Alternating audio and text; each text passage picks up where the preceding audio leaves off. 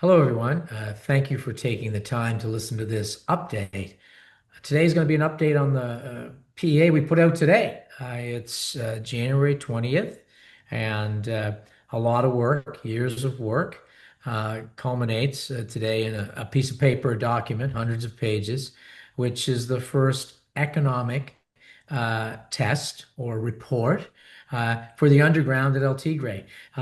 Years in the making, and we were very excited to get it out. We'll tell you a little bit about that journey today, and more so, answer a few questions that I've been coming in since we put it out early this morning from our shareholders, and this may answer a bunch of them and help. We hope that's what it does.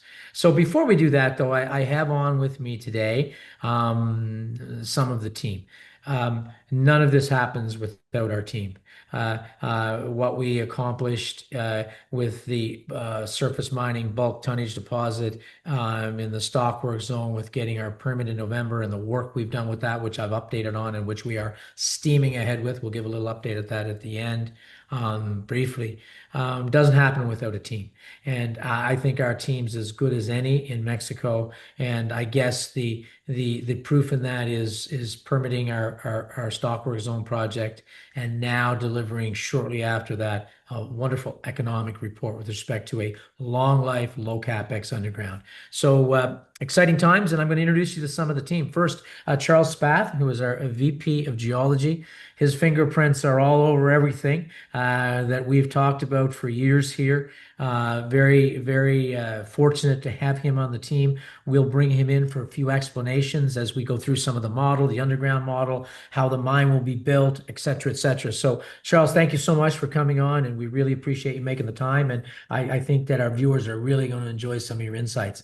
And someone who probably doesn't need any introduction to many of you shareholders. I know he's the first point of contact and does an amazing job. Is Devin DeVaron, who's here with us today. He's our VP of IR and Business Development. Devin walks the walk and talks the talk. He's a mining engineer. He spent 4 or 5 years on the mountain at El Tigre through all those hundreds of thousands of meters of drilling, building the camp, PEAs, PFSs, and then really needed to tell this story about a world-class silver asset being built and transitioning from the stockwork zone at surface to the underground. And Devin moved to Toronto and has been more than a year there and done an amazing job. And I'm sure many of you agree with that who've communicated with him. And I will say, we'll bring Devin in here in a little bit, kind of talk about some of the exciting things we've got booked for the first 3 or 4 months this year.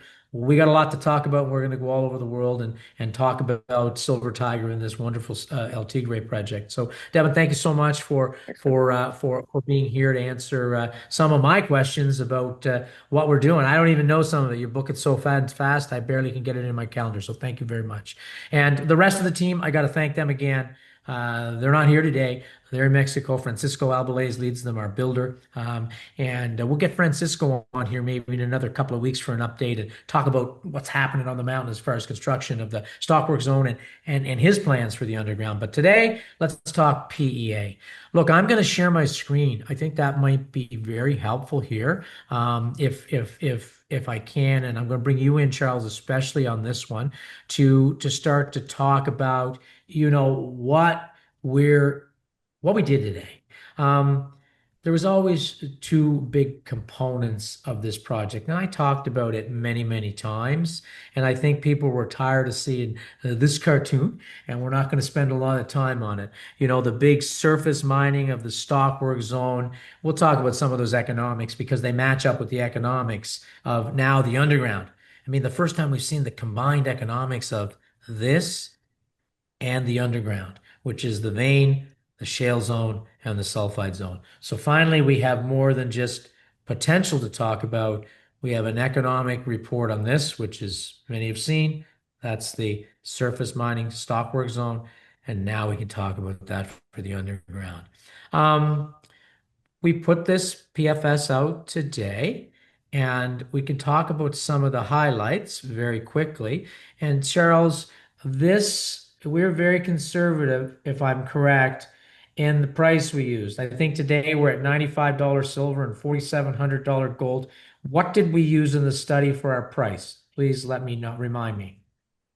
So it's the 2 year trailing average, Yeah. and you take that with the Just the consent numbers. No, Charles, we don't, how we calculate, forget that. Just the numbers. What did we use? I'm going to cut. We got to get right to the 238 numbers. right there. Yeah. So Just it's 30. So we used $38 silver and 3,200 gold. That's pretty conservative, guys, when you start thinking about where we are today. And it's still generated, which I love. It's still generated, excuse me, an NPV of over 300 million US dollars at those prices, correct, Charles? yep, exactly. Now, people don't read all the highlights, but this is all about the economics for us. Economics, what's this thing going to deliver? And what's it look like as we build this thing out? So I'm going to jump into that. But look, I love this slide. I think I have it here somewhere. It's my favorite new slide. It's the sensitivity slide that shows the absolute economic performance we expect at various metals prices, not only for our old friend, the Stockwork zone, but for the underground PEA. Sorry about that. I had a call. And it's exciting. Now, I'm going to say something first so people don't get, and I'm talking much about the PFS before we talk about the numbers. The PFS that we was in the press release today is the exact same PFS we did in October of 2024.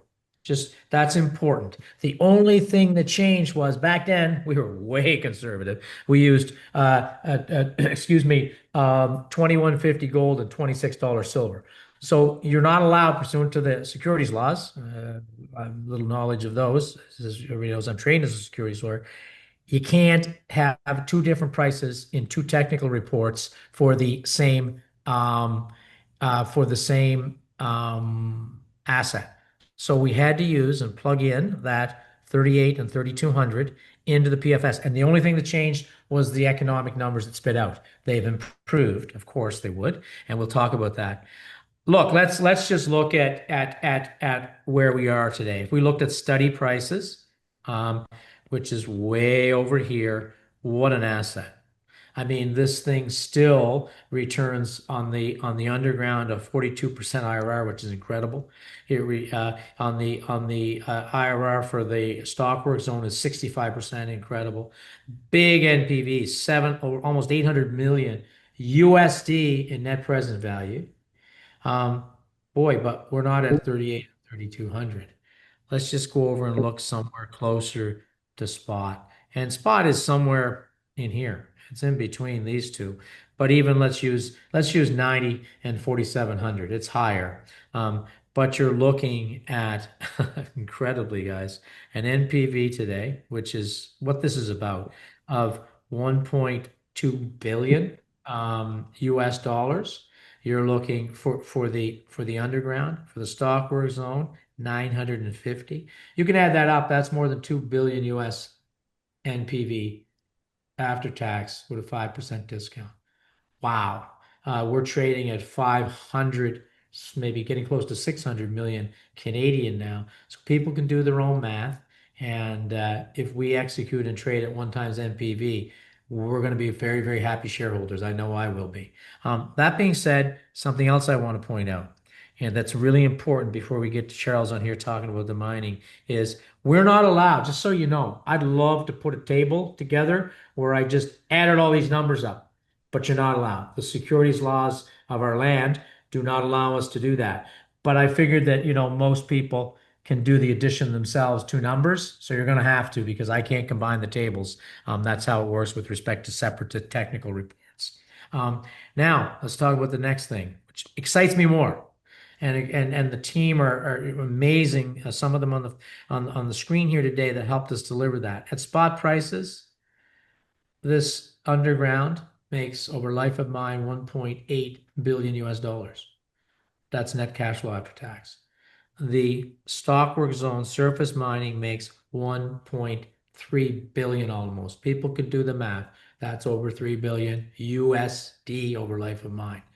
Incredible. But here's really what I think we're getting rewarded for, and we will. There was a race to net present value. Net present value matters if you're thinking of selling the company and or where you're going to be when you grow up and build it. And it's very important. But here's what we really focus on in our group is very profitable mines.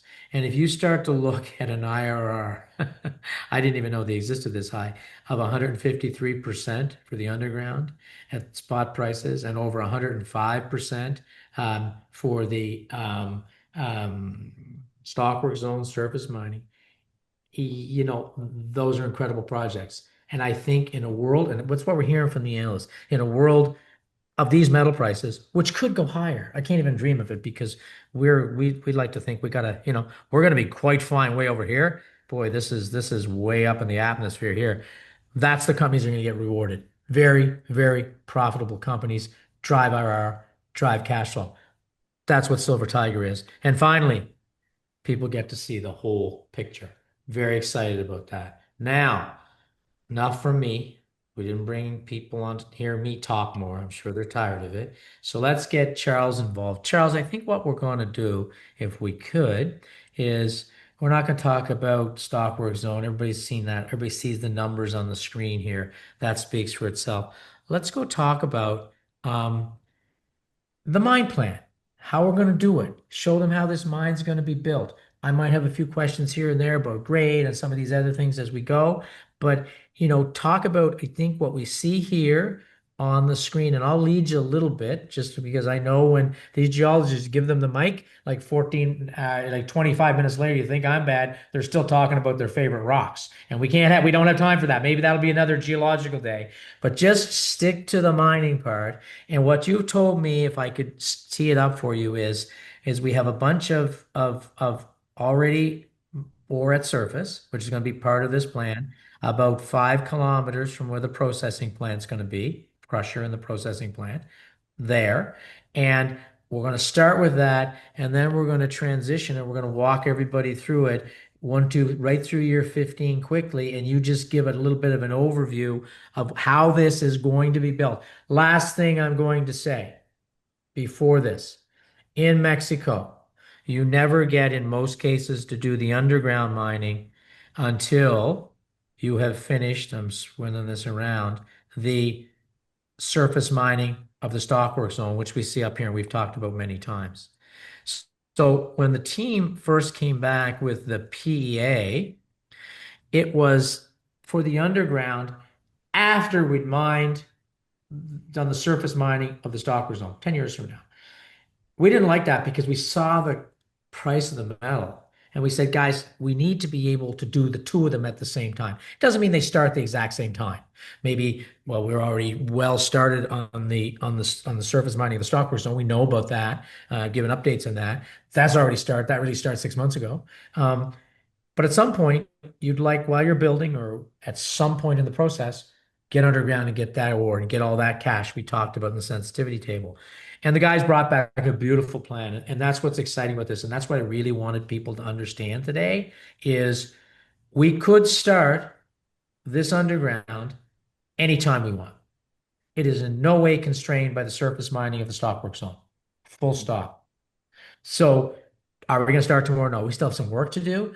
But my goal, especially now in this price environment, is I want to do both. I am going to start giving a lot of thought to how I'm going to do both at the same, how the team is going to do both at the same time. But today, I just want to have you take up from this, Charles, that we can start this whenever we want. And my goal is to start as quick as possible in the teams. And when it starts, here's what it's going to look like.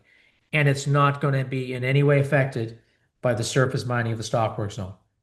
Full stop. So picking up on that, we have a bunch of waste rock. That's mined ore. That was the rock that was hauled out of the old Tigre mine that was mined that just didn't quite make grade. I think it's almost 300 gram material. Incredible, already mined. Your supply of that. How we're going to use that. And then secondly, how we're basically going to then transition to the underground. So Charles, this is about 5 kilometers, I think you told me. Year -1, you call it, but it's really year one.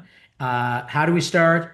and then I'm going to start hitting the model, and you explain what we're mining in each year, and we're going to try to do that Yeah. pretty quickly. 15 years and a couple of minutes. Yeah. So, I mean, this PEA is, again, the first crack at the underground for the El Tigre district, right? And what Glenn's saying, we're going to fit it in where we think it's possible with the surface mining. But in minus one, as with all underground mines, you spend the time doing underground development. So in year minus one, while we're underground putting in the drifts, we'll also be mining what Glenn just mentioned, the surface Wasaga right near the existing portal. And that Wasaga is at 270 silver equivalent, and there's about 100,000 tons of that. So that'll last us for 1 year while development enters ore headings. And then the ore headings will start to feed the mill with the mineralized underground material. So, Charles, in Now, that first year, this mine material from the old Tiger mine back at 1910 to 1930, what's roughly the grade of that already mined ore sitting at surface? 270 Can silver you equivalent.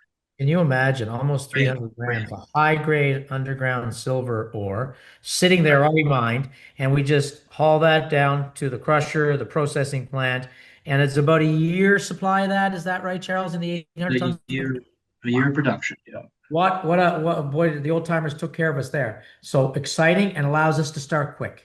Gives you right, really it's 12 to 18 months to build this. So really when you start, you've got call it 2.5 years to build, process for a year, make a bunch of money, and then you're ready underground to start taking that ore. So let's say that's the process. We build it, exactly. we Yeah, process the ore, and then we're ready to go underground. We've done that development, which means all the tunnels and all the stoping you have to do to get to the ore. And is yeah, this year one, Charles? This is year one. I'm going to go through these. We got to go through these fast, but this is year right. one. What are we looking at here? And let me explain Well, the underneath. That's the underground development, the ramps, explain sort of what that is a little bit, and then we'll go through the rest of the years. right. So this is year minus one. At the same time, we're processing the Wasaga down near the portal. So that's feeding the mill. Year minus one, we're getting to the ore headings. Now, year one, which would be the next slide. So Charles, with this development, what part, and remember, none of this is in any way the surface mining could be going on full bore, and it will not in any way affect any of this underground development. Totally separate, correct? So completely independent. Yeah.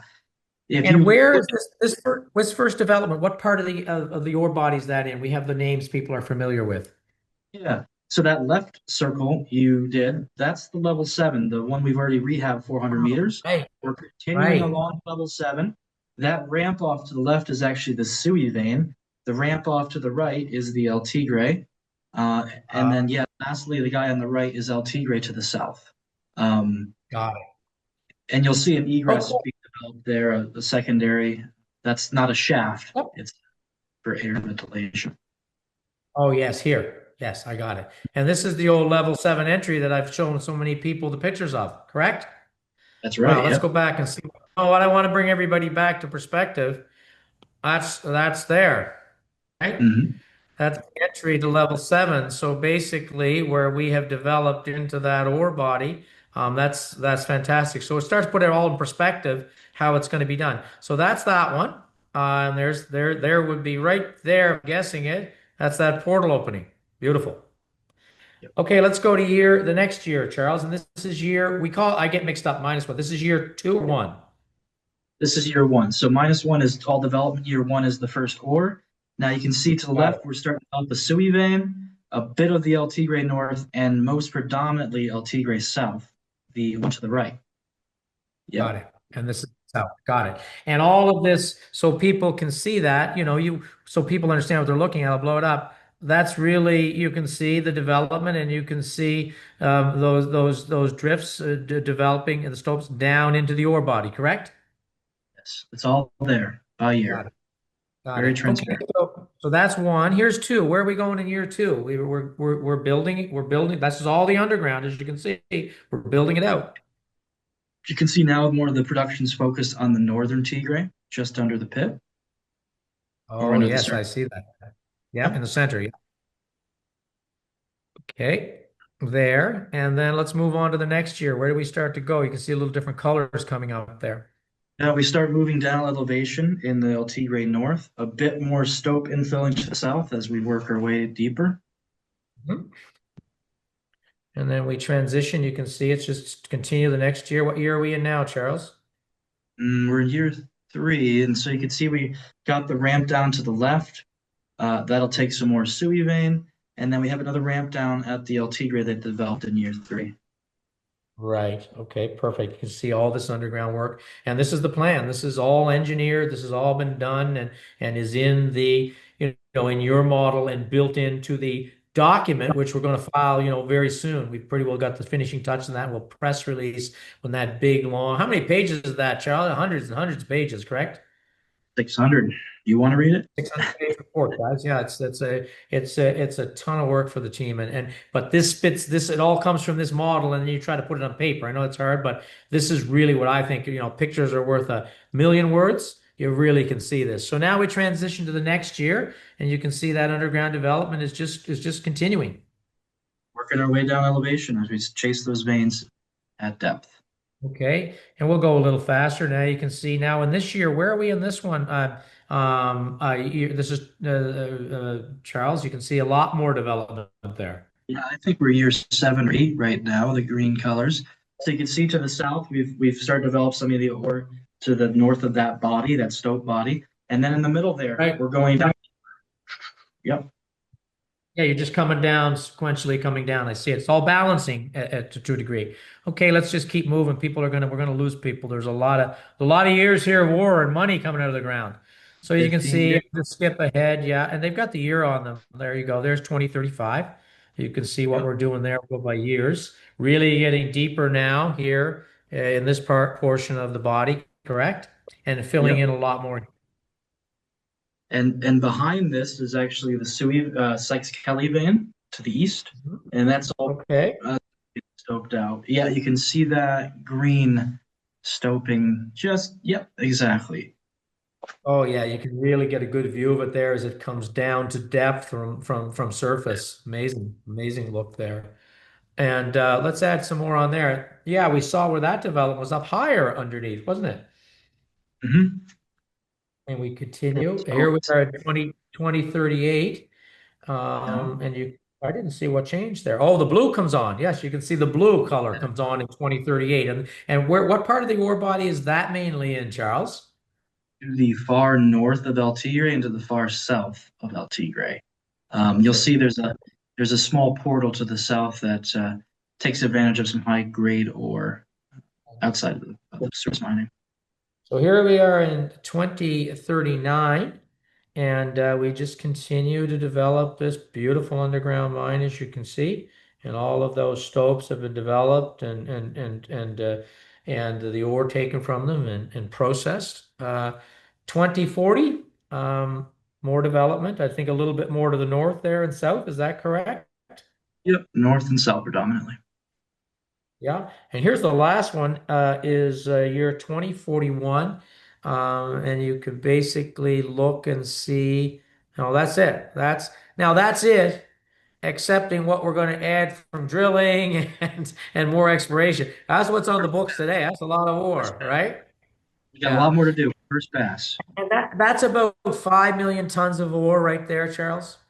Yes.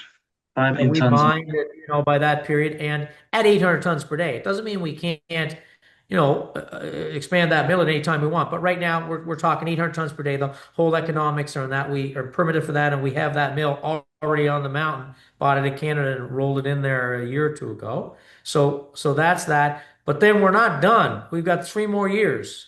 And maybe this gets pushed out if we find more here. But the cherry on the top is we process then 3 years of the tailings from the Right. old Tiger mine that operated from 1910 to 1930. What's that going to look like?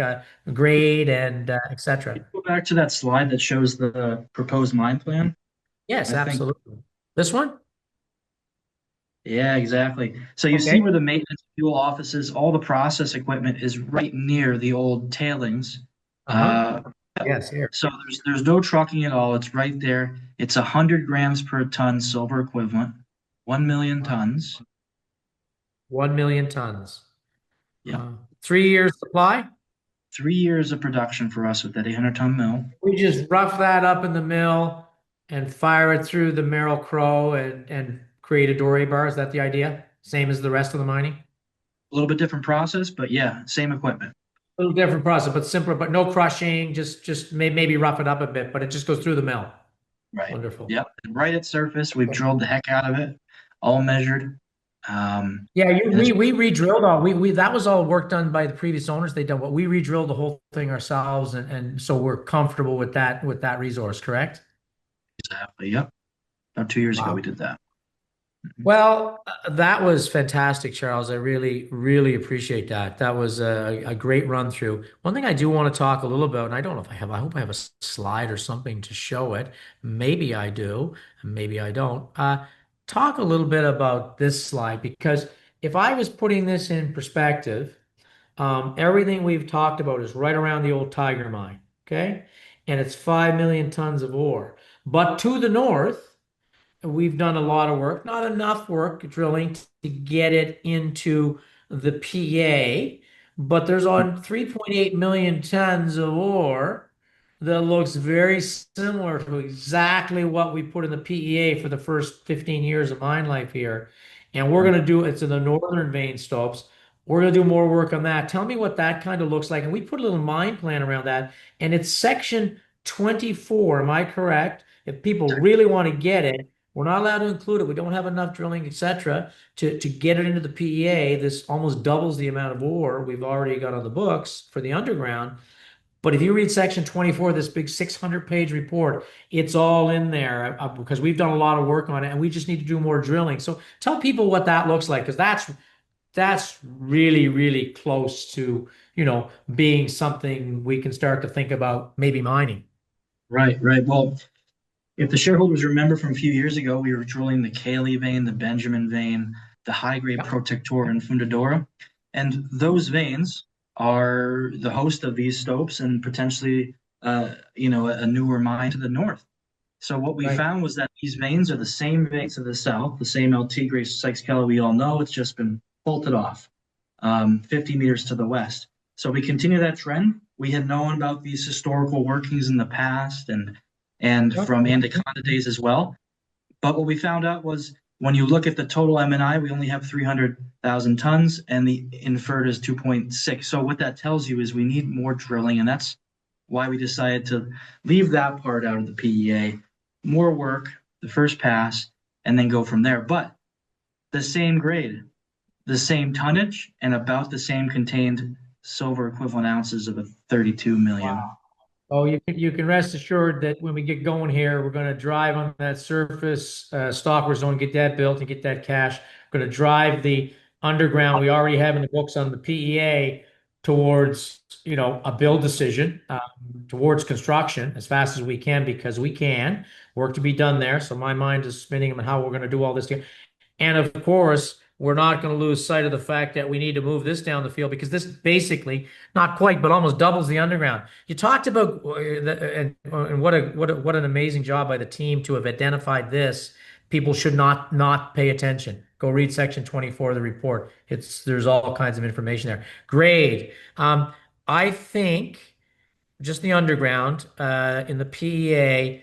Am I correct that the grade, overall head grade there in silver equivalent over the life of mine is about 370 grams, which is a high grade silver mine in Mexico, correct? Our peers are about the same If the underground high underground, grade. yes. The average underground material is 370. Of course, when you take the stockpile and the tailings, the overall is a Sure, but little that lower. would bring it down. But they're different. They're different Underground, animals. So almost just on 400. the on that 15-year underground. Okay. So thank you. High grade. Go compare that to some of the high grade peers that they're in Mexico of ours. Really nice position we're in there. But this stuff to the north we just talked about, I think I even see it in here. It's an average grade of 350 almost. So it's pretty well the same high grade silver underground. Exactly. Same veins. I They can't wait are. to get more. Listen, that'll be for another presentation down the road when we get some more work done on it. But boy, is it ever nice to having that one sitting on the bench, pretty well getting ready to go. So look, thank you, Charles. Absolutely fantastic. Such a help for you to walk us through everything. Um, One thing and we don't put this in the press releases, but I know this is chat, maybe not around the water cooler, but in Mexico, we had this chat about this, and some of the other technical team were involved with it also. You know, we can do these at the same time. And which is fantastic. And you can see the economics if we can do them at the same time. You don't have to be a rocket science to be able to, even though I can't, start adding up some of these numbers at the prices we're at now. Wow. But something that's interesting is as we mine this Stockwork zone at surface, remember the old El Tigre mine? She was the richest we ever saw, 2.5 kilos over life of mine for 20 years, 1910 to 1930, cut off of 1.2 kilos. They left a lot for us. Everybody's seeing that. They just scratched the surface. But even where we're going to do that surface mining, we're going to come across some really high grade material, 300 grams, 350 grams. And if we didn't have an underground in operation, we have no choice to take that beautiful high grade and put it out on a heap. And let's face it, we're not going to get as much as we would recovery if we ran that through a mill. If we have this mill operating while we're mining the surface ore body, the stockwork zone, when we come, and you tell me if this is correct, because I think it is, when we come across this high grade, say it's 300 grams, 350 grams of surface mined ore, instead of throwing it in a heap, we can stockpile that and run it through the mill. And we've done no tests on that. But that theory will hold true because we know in that surface ore body there is high grade pockets. Is that correct? Because we were talking about this last week. Right. Yeah. Veins go through the stockwork zone, and that's the material talking about the high grade stuff, high grade veins. Perfect. Okay, that's a little tidbit, and another reason why having this and this going at the same time even adds more to the economics. No test on that yet, but it's something we're thinking about. So look, to wrap up, I think the first full combined picture of what El Tigre is, that big surface mining stockwork zone and then that high grade underground silver mine, which is traditional Mexico. We have some, bulk tonnage in there with the sulfide zone and the shale, which even makes it better. But, classic big Mexico district. And it's exciting to see people add this and this together, and they're going to start to say, wow, look at those numbers. Now, thank you for that. Very helpful, Charles, and we really appreciate you coming on. We'll get you back on here for the next, whenever that might be, and give our shareholders a little bit of an update. I'm going to stop sharing now, and come back just to people's faces. Devin, look, thank you for coming on and listening to all that. You understand that intimately because you are a mining engineer. You spent a lot of time on the mountain, almost 5 years before moving to Toronto to become VPIR, and we're so thankful you did that in BizDev. We're going to be busy. I mean, the incoming with not only precious metals at all-time highs, but with us on our PFS becoming permitted to build the stockwork zone, already permitted for the underground, and now the PEA. We got a lot to talk about, and I mean, not even talking about the blue sky, those other ounces to the north, which we'll get to, which could be another doubly underground in time, and early work done. We're traveling. Why don't you let people know? Because, some of our listeners might be in Vancouver, they might be in Miami, they might be in Europe, and let them know when we're going to be around because we love to see our shareholders and answer any questions they might have. So, Devin, what do we got? What do we got in the books? I No, can it's barely great. keep up. Yeah, it's great, Ken. We have a busy couple months here with six big conferences. Looking Okay, forward to seeing the investors and communicating and giving them some absolutely. updates. We start this weekend. We're out in Vancouver for MIF, the Mineral Investment Forum, on the 23rd and 24th, this coming Friday, Saturday. Silver Tiger Glen, you'll be presenting at 5 p.m. on Saturday on the main stage for MIF. And then we roll from MIF right into VRIC on the 25th and 26th of January here, the Sunday, Monday. Glenn will be participating on the 2026 Silver Forecast panel at 9 a.m. on the Monday morning, and we'll have a corporate presentation at 10:50 a.m. on the Monday morning at VRIC. And stop by, I'll be there. Devin, I'm really looking forward to being on that panel. I think Peter Krause on there, and he Yes. just always makes me listening to him makes me so happy because I mean he calls for silver at hundreds and hundreds of dollars, and he calls for gold at maybe, I don't know, 10,000 more. But you know what? I've been listening for a couple of years, and I always thought it was just feel good. He's proving to be right. I mean, he told me silver would be $100 maybe last year, and I might have said directly to him, "Nah, that's never going to happen." So I'm really looking forward to being on the stage with him and some of those other experts to talk about silver price. And it always makes me feel great coming off the stage after they give me their predictions, and they're proving to be Yeah, right. absolutely. Yeah, it'll be a lot of fun. And you can come by and see Glenn and I will be at booth 432 for the VIIC this week. Love to see as many of Um, you as yeah, and from there, Glenn, we go to BMO, the Global Metals, Mining and right. Critical Metals down in Hollywood, Florida, mid-February, February 22nd to 25th. Mhm. And then we're back in Toronto. We're back in Toronto for MIF, the Toronto version of the Mineral Investment Forum on February 27th, 28th, which rolls right into PDAC, Right. which is exciting. We'll have our full team here with Charles and Francisco and Glenn and I. We'll be at booth 3206 from March 1st to March 4th for PDAC. So any questions with Francisco and Charles, technical, we'll have our whole team there, and we're really excited to connect with you there. Oh, absolutely. Francisco will be there. Charles, boy, what a time to drill down on some of these guys Yep. and get the technical answers. Okay, that's great. And is that it, or do we have something else on in And that then from month? Toronto, Glenn, for the next couple months, we follow the next couple months with the Swiss Mining Institute, the SMI in Zurich, Right. mid-March, March 18th to 19th. And that's what we have booked now, and I'm sure that's enough. I mean, people are going to lose track of that. So anybody who is around any of these events, we'll be there. We'd love to sit and talk to any of our shareholders, and boy, we'll have lots more to talk about. We'll have the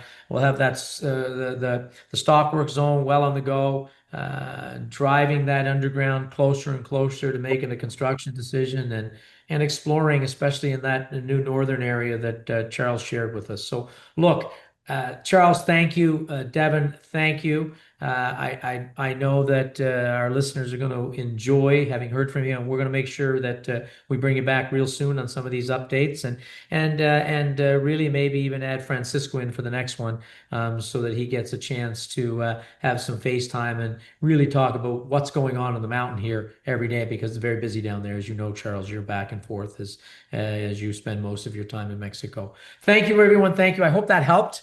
I thought a little bit of a teach in from these smart people with respect to the PEA might be useful. And thank you. And we look forward to seeing you on the conference trail. Thank you. Great. Thanks.